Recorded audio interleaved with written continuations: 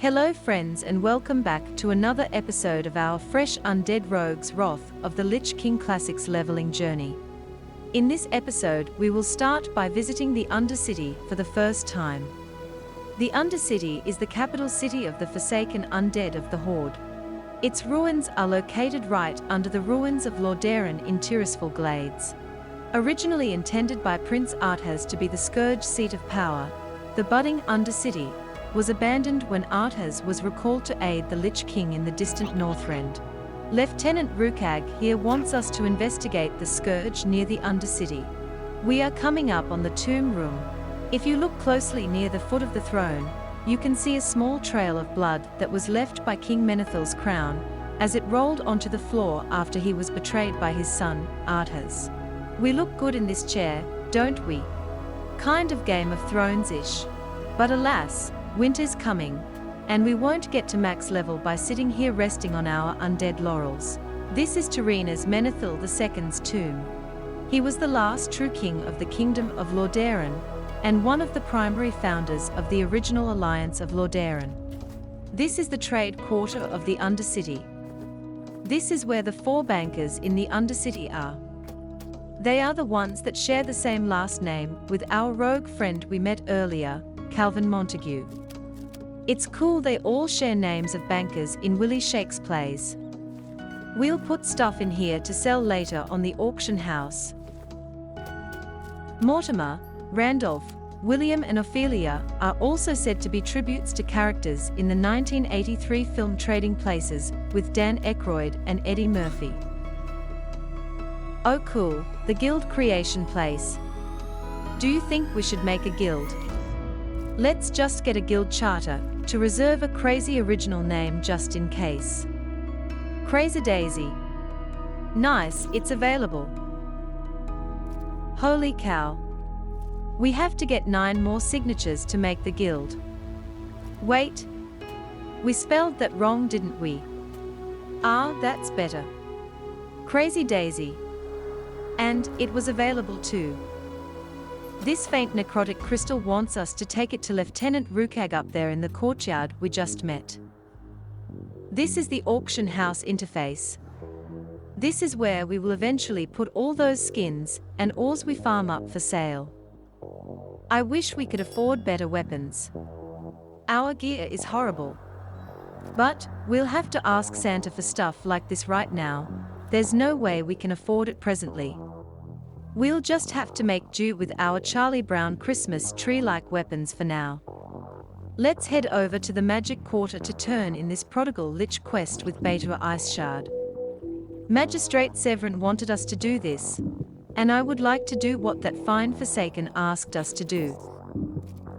Mr. Ice Shard here wants us to go get the Lich spellbook and bring it to him so we can learn more about the Lich and his talents. After his death and resurrection as a Forsaken, Beta became a high-ranking and powerful mage in the Undercity. Let's pick up fishing too.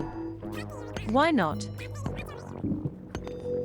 Let's go to the rogues' quarters now. Because, you know, we are rogues. The rogues' quarter is located in the southeastern corner of the Undercity. It is home to many of the Forsaken's more shady characters. This is Mennet Karkad. He wants us to track down Aestir Harden and get Aestir's letter of introduction. No new rogue skills right now. So we already learned skinning. But let's see if we can level it up yet. Nowhere near leveling up skinning yet. We just need to keep killing mobs and skinning them. Let's go train mining. We'll need to head over to the War Quarter. The Undercity is so confusing for us. We always have to check our map to see where we are and ensure we are going the right way. Being able to hit mine nodes and skin will help us a lot in getting the 5 gold we need for our first land mounts. The best part is we can do that as we are leveling. Apprentice miner sir, reporting for duty. Very cool. Now we can really start farming while we are leveling and questing to make money for all the stuff we need. In Arthur's absence, the Dark Lady, Sylvanas Windrunner, led the rebel Forsaken to the Undercity and claimed it for her own. Since taking up residence, the Forsaken worked to complete the Undercity's construction by dredging the twisted maze of catacombs, tombs, and dungeons that Arthas began. The Undercity is much more defensible than the city above it. So Innkeeper Norman here has some stuff for us, it looks like. Looks like we got Frosty's collar for something we bought. Oh sweet. It also gave us an achievement. And a deluxe delivery for something we bought. Looks like some good goodies. We'll mess with that stuff later, let's get back to leveling. We will make our way out of the Undercity and head back up to the tomb room and then talk to Lieutenant Rukag. So King Menethil was also one of the primary founders of the original alliance of Lordaeron, and his death, at the hands of his own son Arthas, deprived the alliance of its leadership at a critical moment in history. We still haven't investigated the Scourge outside of Undercity. We'll do that as a part of our next quest loop. And this necrotic crystal stuff is way outside our level range. That's not even real life yet, brother. We'll do that much later. So what did you think about the Undercity? It is drastically different from any of the other capital cities for the Horde. Unlike Thunderbluff and Orgrimmar, which are at the surface and often the sites of multiple festivals, the Undercity is dark, dreary, and cold. Now we can turn in our Scarlet Crusade quest with Executor Zygant. Now he is giving us the last quest in this chain in Brill, and he wants us to kill Captain Melrake and his 2 bodyguards. And now we will give Apothecary Johann the spider venom we got earlier. He wants us to give this special drink to the other captured prisoner down in the cellar of the inn. He says it has a subtle hint of what they intend to give to the rest of Azeroth. Oh, that frosty thing was actually something put in our inventory. Something tells me this mountaineer won't like this drink either, even though he did like innkeeper Renee's story when she told it to him. Shocked. Shocked, I tell you. Pause, not. Who saw that coming, right? Okay. Let's get going now that all that Undercity stuff is behind us. We'll really boogie here because we are already familiar with this terrain. We are on solid footing now to finish these last few Brill quests and move on to Silverpine Forrest. However, we die on this next quest several times. Did you ever play any games late at night on a weekend? And stay up playing even though you were really tired? That's pretty much what happened for the rest of this episode.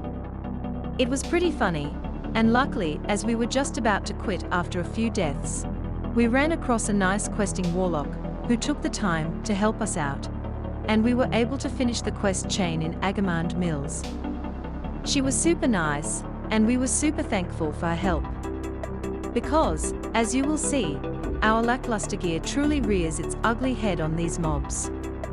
And we also get our first real taste of the broken at times reset mechanics for these mobs in the older WoWs. Like right here actually. Here's our first attempt. We make our way down to the mid-level of this crypt, and just try to pull a mob out of the room. Captain Dargol is in to see if we can clear his room piece by piece. And we learn that may not be possible. So we run away, thinking we will just reset and try again. One resets. And his friend resets. Surely this wailing ancestor will reset too.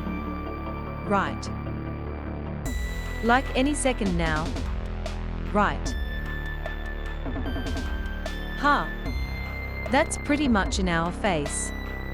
Since we do a few more of these death runs, we'll really speed them up. Well, we learned a lesson there. You gotta be careful in that room Captain Dargol is in. Here's our second attempt. Maybe we can clear this level. and then clear the next to thin his room out a little that way. Ah, there's just so many. Maybe we can do what we tried the first time, just better. That was even worse. We'll just reset and try again. Surely, the reset will work this time. Right? Not on nights where WoW thinks you should be in bed, and just breaks to let you know you should have gone to bed already. But then again, maybe he'll reset. Maybe not. That's in our face again. Well, the good news is that we have killed the 8 wailing ancestors, and we have 6 of our 8 rotting ancestors. The bad news is, we might be insane if insanity is doing the same thing over and over again expecting a different result. But oh well, here we go. Will the third attempt be a charm? It turns out to be our worst attempt. I mean, that one was pretty bad. Man, our weapons are just garbage, aren't they? We almost called it a night there, but thought maybe, just maybe, Einstein would say, just try something a little different now, boys and girls. Or, as Alia says in her hit song Try Again, if at first you don't succeed, then dust yourself off and try again.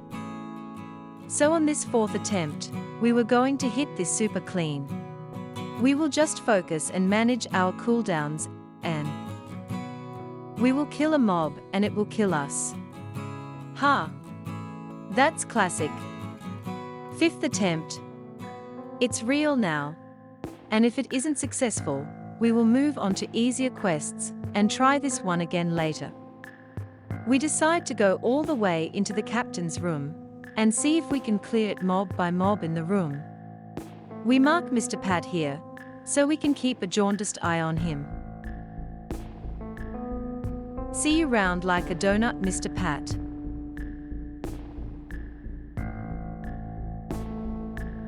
Nice, we can solo pull this wailing ancestor, it looks like.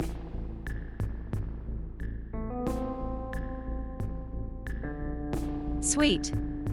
We can solo pull this second wailing ancestor too. We might be onto something here. Oh hey Mr. Pat. No problem, we marked you, we can see you coming a mile away, brother. See you after while, crocodile. Nice, we can pull this rotting ancestor solo too.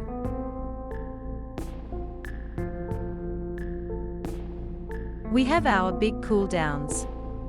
The room is clearer. We can do it. Can we solo pull this guy? No, okay, can we just burn them? Ah, nope. Let's blow this joint.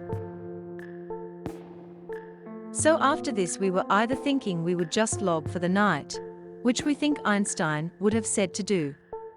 But we thought we would just go do the easier quests we had left, and then log off. So we head back to Brill here, and set off to go to WotLK. But like Shackleton's, or Columbus's men looking for land, after a long voyage, and rejoicing when they see it, we laid our eyes upon a sweet, sweet sight in WoW. Free skins. The best skins. Will this warlock help us to this quest? Oh my goodness, that would just be magical. It is late though, so who knows? We go through some open world pleasantries, and ask if they'd help us out. This warlock is super cool, and agrees.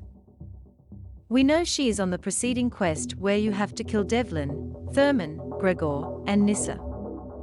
She would like help on her quest up there, so we would be happy to help her. There's no doubt with the lock and her pet tank we can't finish this quest chain up. So we boogie up to the Agamand Mills, and we help her knock those named mobs down. We offer to give her the skins from the mobs she killed we harvested, but she didn't seem interested in them, so we'll keep them. She says she will follow us, so we'll lead the way. Like the rangers say, right? Lead, follow, or get out of the way. We could have cut all those deaths out, and the talking to the warlock out, and even walking around the Undercity doing admin and organization out, but we want to give you the full wrath of the Lich King leveling experience. It's the gestalt of the thing that makes it special. We try to edit it so it is smooth as can be, and put nice commentary and music in to make it a groovy experience. We hope you like it, but let us know in the comments below. So speaking of insanity, and the Rangers, and leading the way. Did you ever see that Mike Judge movie Idiocracy from 2006? We thought it was the dumbest movie back in the day, but after rewatching it in the past few years, we've also come to consider that it might be among the most prescient movies ever made. However, the scene in there where Joe is shamed by the army sergeant to take more action by leading, following, or getting out of the way is funny. Joe says, "Well yeah, but I just always decide to get out of the way when someone gives me those three options." And the sergeant is like, "You are supposed to be shamed into either leading, or at least following." And Joe just casually says, "Yeah, but I'm never embarrassed." Some of those deaths up in Agamand Mills were embarrassing, but here we are, boldly going where million have gone before, and leading the way too. So we help our warlock friend here burn down Devlin Agamand. And we help her burn Thurman Agamand down. And we help Sabrina here burn down Gregor Agamand. We also helped her get all the blackened souls and notched ribs she needed for this quest. And lastly, we helped her burn down Nissa Agamand. It's amazing how fun it is to quest with someone else. Maybe we will do a family leveling series just to document something our family could do together that could be fun. Families that quest together, stay together. Haha. Do you know what movie that quote is riffing off of? I'll make you an offer you can't refuse if you get it right. Haha. Okay, enough of that.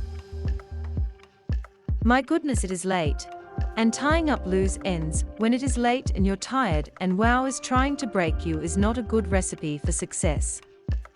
Our warlock friend here is in it to win it, and says she'll help us with killing Captain Draggle. For you guessed it, our 7th attempt if you count our 5 failed attempts from earlier in this video, and use leaving the quest before. And how cool! Sabrina leveled. The 7th time is the charm. It's amazing how much easier questing is with a partner. I especially love warlocks and hunters, because their pets make amazing tanks. They take all the aggro, and you can just pew pew. OP. Take that, Einstein. Actually, he was right. We are trying it another way, and that is what is working. And here we are. To the captain's room. The last few pulls, and the captain will be going down with their crypt. Haha. Like a captain going down with their ship. Ship and crypt kind of rhyme. Oh my, our humor has gone from top shelf to in the cellar, hasn't it? Thanks for hanging in there, friends. Please like and subscribe if you're still here. Let's heal up and eat just to be safe. And there it is. Captain Dargor's skull is lootable now. We figured we would get aggro on everything and lead the way for the warlock to get out with us. Get it? Lead the way. But it looks like the warlock is staying in the crypts for some reason. And taking damage. Not sure why she didn't come out with us. We'll hit this mine and test the rest mechanics a little because we're feeling edgy. We were going to wait for our lock friend to get back up here, but it looks like she decided to take resurrection sickness, and is now at the graveyard. So we are going to book it back to Brill, and get rid of this Agamand Mills quest. Although that was painful, it was cool too, and will be one of our fond leveling memories for this character. It's the journey that is fun, and Sabrina here helped us through a rough patch. So we finally get this Agamand family drama out of our heads. And the best part, we can't even use the quest reward. Laughing out loud. Old wows were the best wows. Hands down. Sadly, it looks like Magistrate Severin is done with us for now. Oh cool. We got a quest we missed earlier from a letter that dropped. The letter was penned by Thruman, the eldest son of Gregor Agamand. It looks like they were in love, but the plague of undeath has torn them apart. Sad, but at least Yvette got some closure. She says regrets are for the weak. Remember in episode 1 where we had to bury Scotty P's remains? No regrets. Not one. Not even a letter. Ha. Yeah, it's late. Nice, we can now make heavy linen bandages. That will help a lot. Now we can keep leveling first aid out to 150 instead of only 75. Let's press on, and finish up here in Brill. We just need to go to Brightwater Lake, then knock off a Scarlet Crusade captain, deal with the Scourge near the Undercity, and head to Silverpine Forrest. That would be a great stopping point. So this is Brightwater Lake. Brightwater Lake is the biggest lake in Tirisfal Glades. We bet this was a pretty lake back in the day, probably like Great Pond, Maine. The first guardian of Tirisfal, Elodie, battled a demon on this small island here. It looks like it was a fierce fight indeed. This is Gunther's retreat. As you can see, Gunther's retreat is mostly inhabited by mindless Scourge zombies now. We'll take this spell book back to Beta Ice Shard in the Undercity. However, it is also home to the Forsaken Lich, Gunther Arcanus, who believes himself to be the only sane undead in the world. During life, Gunther Arcanus was a mage and necromancer of the Kirin Tor in Dalaran, and a friend of Beta Ice Shard and Tuli Ravenclaw. He was raised as an undead slave to the Scourge, but broke free of the Lich King's control on his own. Thinking he was the only undead with free will, he distrusted all others, but we will prove to him that we are enemies of the Scourge too. Before the plague of undeath struck the land, Brightwater Lake was a popular site for recreation like bathing and fishing. Now it lies dark and silent, dead trees floating along the edge and rotting on the bottom. This is Crusaders Run.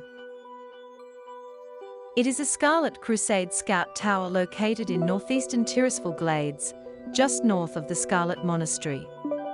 Its sole purpose is to prevent enemies of the Scarlet Crusade from assaulting the monastery from its less defensible north side.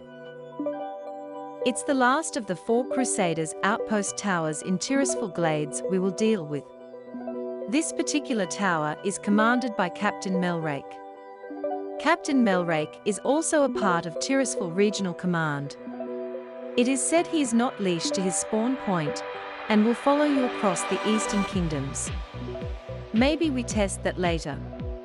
He is the 3rd captain here in Tirisfal we deal with that was named after a former coach of the Los Angeles Kings. He's named after Barry Melrose. During his NHL playing career, he played 300 games, scoring 10 goals, with 23 assists and 728 penalty minutes. He also played in 7 playoff games with the Toronto Maple Leafs, assisting on 2 goals and receiving 38 penalty minutes. After retiring from playing, he became a head coach and is best known for being the coach of the Los Angeles Kings in their run to the 1993 Stanley Cup Final. So here we just need to kill the captain and his 2 bodyguards. Let's just try to sap one of his 2 bodyguards and burn the captain down to get that part of the quest done. We're loving evasion. You can't touch this. Oh, we died. And the captain fell. So we're done with that. The graveyard is just right here. So we can now just try to sap one of his bodyguards and drop the other. This should be easy mode. Ha! Not. Of course a pat will come in to make this interesting. Did you like that fight scene in The Princess Bride? Great movie, great fight scene.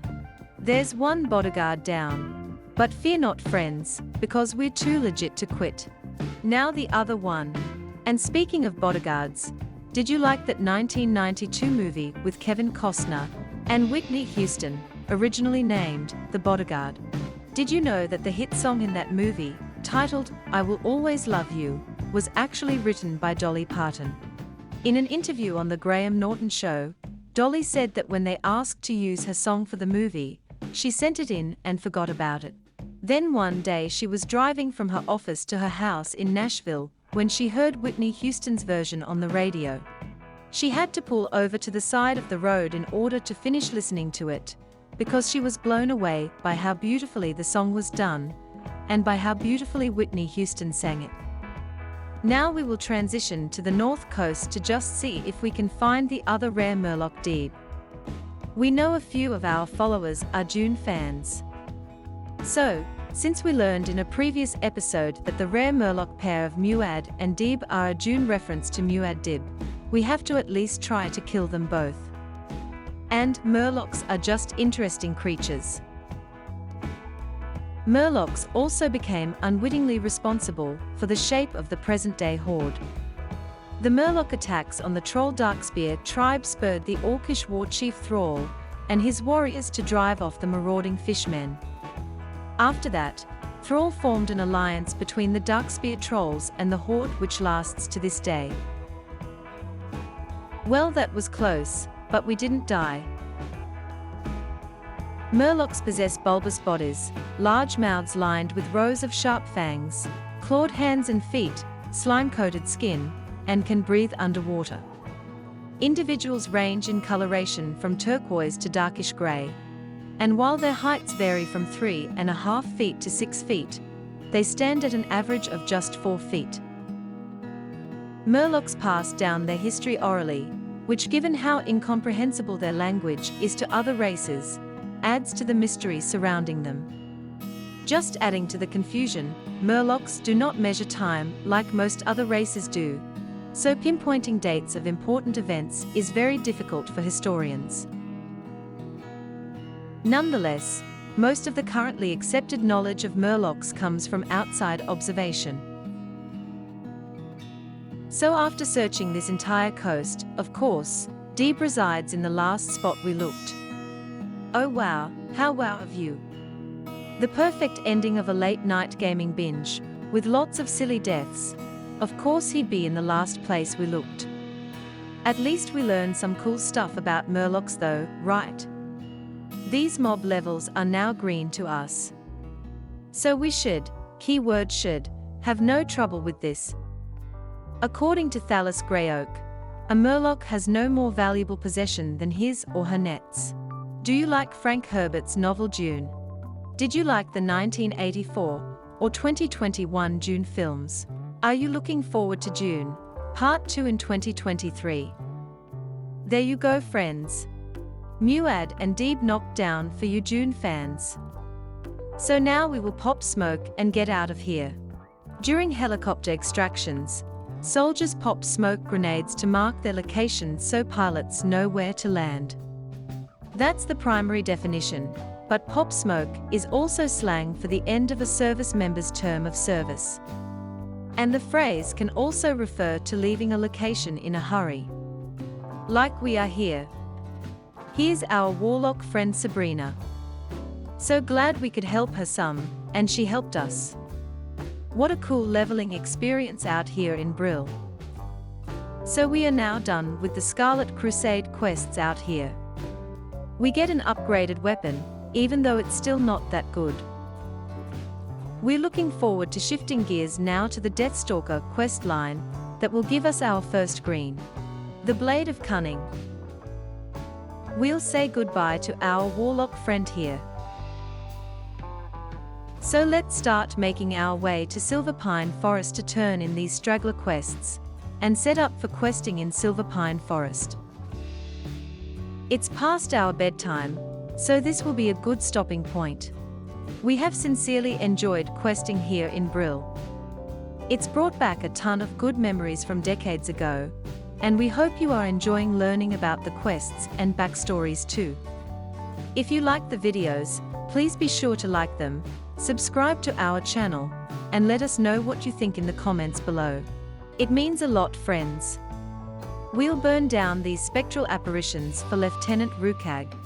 They are green, so they are falling fast. This is a nice coast down quest to end on. Even though our weapons are garbage, and we know it, at least we can rest easy knowing we can melt these guys. Sometimes, after hitting rough patches questing, you gotta make lemonade out of lemons. These older WoWs really didn't give you anything you didn't earn. What's your favorite verb? Ours might be to earn. And we just need to investigate the circle here. And again, we'll pop smoke, per se. And now just work on our cardio a little, and cruise to find this Azeroth Harden guy to get the letter he drops to take back to Mennet Karkad. So Silverpine Forest is a vast, primeval wood that stretches along Lordairan's rugged western coast. Gilneas and the Hillsbrad foothills border the forest to the south, while Tirisful Glades lies to the north. The massive Lordamere Lake serves as Silverpine's eastern border. The land is fairly flat, but small hills, mossy overhangs and grassy knolls are common. There are some rivers throughout the region. Tall, silver-barked pines tower over the knolls. At night, mists creep from the ground and mix moonlight into dancing spirits. Raised farms and vacant gold mines dot the land. This is Malden's Orchard. Malden's Orchard is a small orchard in northern Silverpine Forest. The orchard is named for its former owner, who was forced to flee his home when the Scourge invaded Lordairan. Recently, large numbers of black wergs have taken up residence around the orchard and its single small cottage. When the Deathstalkers Rain Yorick, Quinn Yorick, and Erland McCree were conducting their reconnaissance mission, Erland was tasked with exploring Malden's Orchard. When he arrived, he encountered the numerous wergs and was forced to take refuge within the abandoned cottage. We are going to escort Erland to his Deathstalker partners at the Evo Patch to the southwest. 3 agents of the Forsaken, Rain Yorick, Quinn Yorick, and Erland McCree were tasked with a reconnaissance mission in northern Silverpine. They were ordered to determine the threat levels of wildlife and the Scourge in the region. The Deathstalkers passed through the dead field, noting the presence of rot-hide gnolls there before arriving at Evo's farm. There, the party was ambushed by the ravenous Gals, and Quinn was injured by Evo the Foul himself.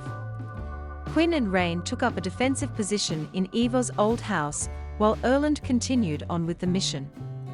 He discovered a large presence of aggressive wergs, who ultimately pinned him in a small farmhouse at Malden's Orchard. Now, Rain Yorick here wants us to take their report to High Executor Hadrek at the Sepulchre. And she also wants us to gather 6 discolored werg hearts and take them to Apothecary Renferal at the Sepulchre. Sweet, even more quests pushing us to the Sepulchre. Aestia Hadren is a Forsaken found traveling along the road between Brill and the Sepulchre in Silverpine Forest. Finally, Aestia Harden. He's a snitch we have to deal with. Nonetheless, it's a perfect connecting quest between Brill and Silverpine, right? They thought of everything. Aestia's letter of introduction, check. We'll take this back to the Rogues' Quarter in the Undercity. We need to complete these Deathstalker quests, because they lead to us being able to get the Blade of Cunning. Although it isn't amazing, it will be our first green. And, considering the butter knives we are slinging right now, it's a huge upgrade. Forsaken is an appropriate term for this region for various reasons. Many wild creatures roam through the trees, though they seem to be more aggressive than is natural. Undead, gnolls, worgen, vicious animals and mysterious curses fill the land. The undead Forsaken haunt Silverpine Forest, though a few hardy souls hold out against them. The Worgen curse afflicts some of the inhabitant. This is the Sepulchre. As its name suggests, the Sepulchre was once nothing more than a graveyard along the road crossing Silverpine. Since the end of the Third War, however, the enterprising Forsaken converted the old crypt into their base of operations in the region. With the Worgen to the south, the Scourge to the east, and the forces of Kirin Tor to the southeast, it was one of the only places of safety for Horde adventurers in the entire zone. Dayla Dawnweaver wants us to kill 5 Moonrage White Scalps. This is Shadow Priest Alistair. He wants us to retrieve a crate from Pyrewood Village. Deathguard Podrick wants us to take his order for weapon resupply to Gordon Wyndham in the Undercity.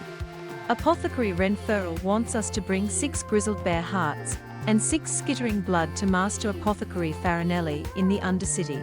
We can also turn in the quest from Apothecary Johann's findings back in Brill. This is High Executor Hadrek. Following the battle for Lordaeron, he led Horde reinforcement towards Tirisfal, but was halted by the Alliance champions. He now leads the Forsaken's fight here in Silverpine.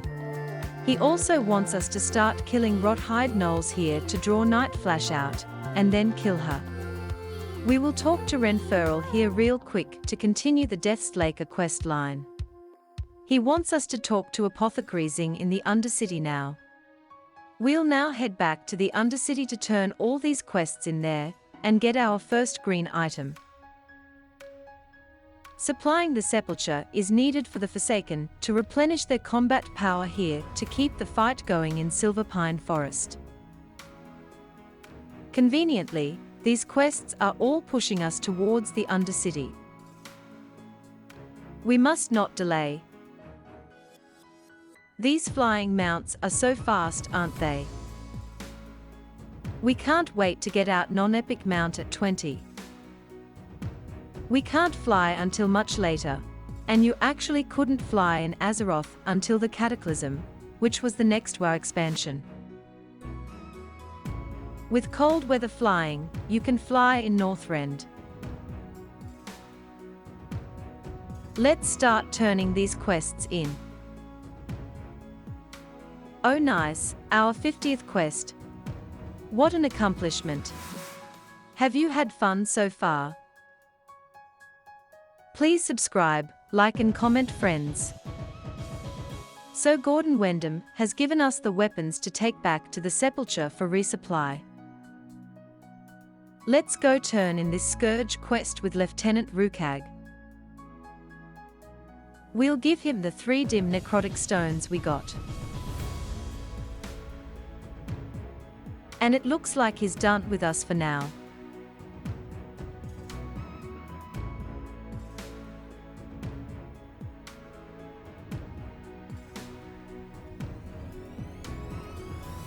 Haha. You never know if you were going to make this door, or not coming into the Undercity. That's pretty much in our face.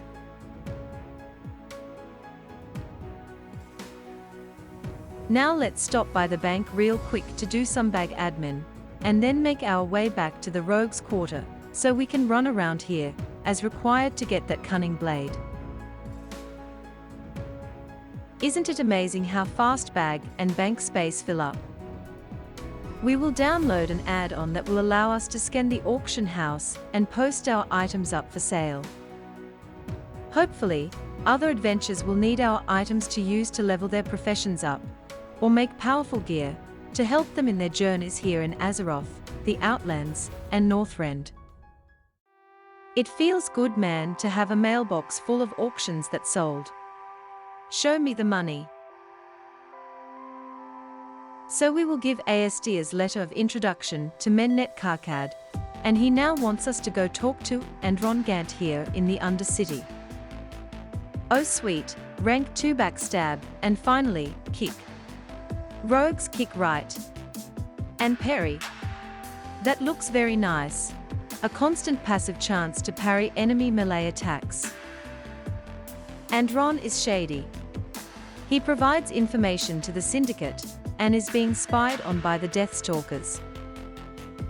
The Syndicate is mostly a human criminal organization, led by villainous nobles of the now-fallen kingdom of WotLK. So we are going to act like we are Andron's point of contact, and get whatever information we can from him. Yep, he's dirty. He's telling us the information he wants to relay is behind him on the bookshelf. We'll take this back to Mennet Karkad. Oh, the intrigue and betrayal. If you can't trust undead, who can you trust? We'll turn these wolf heart samples into apothecary zing here now. She is giving us a linking quest to the Barons. Oh, now that brings back memories. Quest turn INS are now giving us screens possibly. That's a welcome progression. Although she's giving us a linked quest to the Barons, we'll continue leveling in Silverpine Forrest to learn about those quests. We've never done them. But maybe we will level an orc, or troll, to learn about their storylines in another series. If you'd like that, make sure to subscribe and let us know in the comments below. Mennet is happy to learn that it seems the lords of WotLK have fallen far in the years since their betrayal. He says Lord Varamathras will be pleased to learn of this, and wants us to go tell them now personally. We are now one of the Deathstalkers. This is the last quest in that series. All we need to do is turn it in, and that green blade of cunning is ours. Our first green. So we have not used any help from any old tunes. We're trying to keep this a fresh tune, with a standalone experience. It's fun, and if you liked Classic, The Burning Crusade, or Wrath of the Lich King, you might like to level a tune too. So Bragger Bloodfist here is sending us to our first dungeon. And now the moment we've all been waiting for, our first green. Aelric Hawkins tells us Bravo Zulu, and gives us the Blade of Cunning.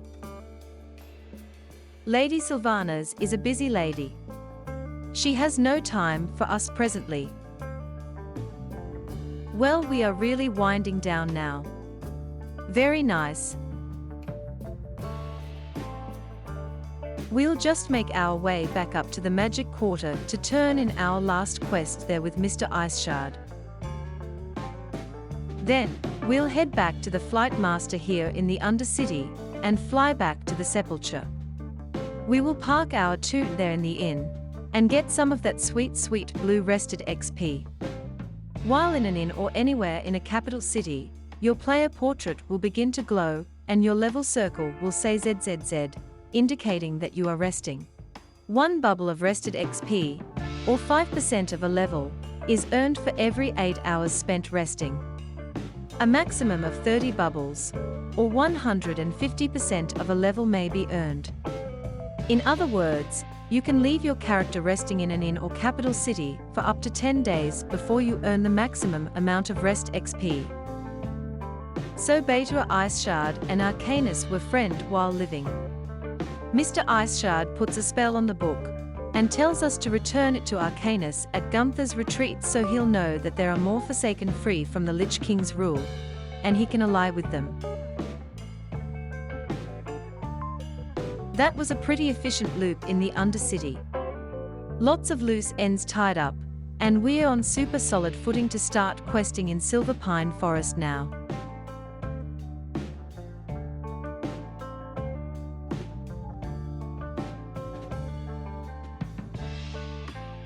We'll make our last turn in here, getting Deathguard Podrig the weapons he said he needed to keep the fight up in Silverpine. Lean and mean, almost level 13, and with a green. Watch out Silverpine Forest. We're gonna be dropping bombs soon with our Blade of Cunning. We hope you have enjoyed learning about the quests in Death Knell, and now Brill over the past few episodes. We have certainly learned a lot of stuff we glossed over a decade ago. They really did a good job tying all this stuff together into a rich storyline. We didn't appreciate it earlier, we just liked the game. But it is fun to re-explore now. And we hope you will join us next time, as we continue the Forsaken's fight here from Silverpine Forrest on our Undead Rogue. Hard fought and hard won.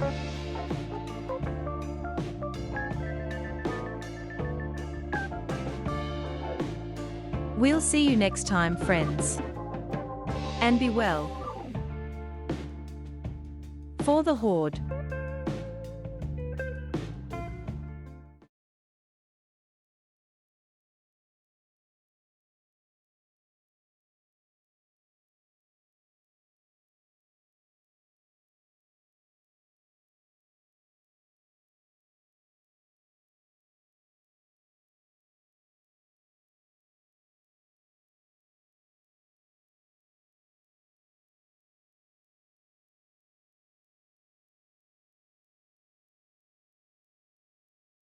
Ragefire Chasm.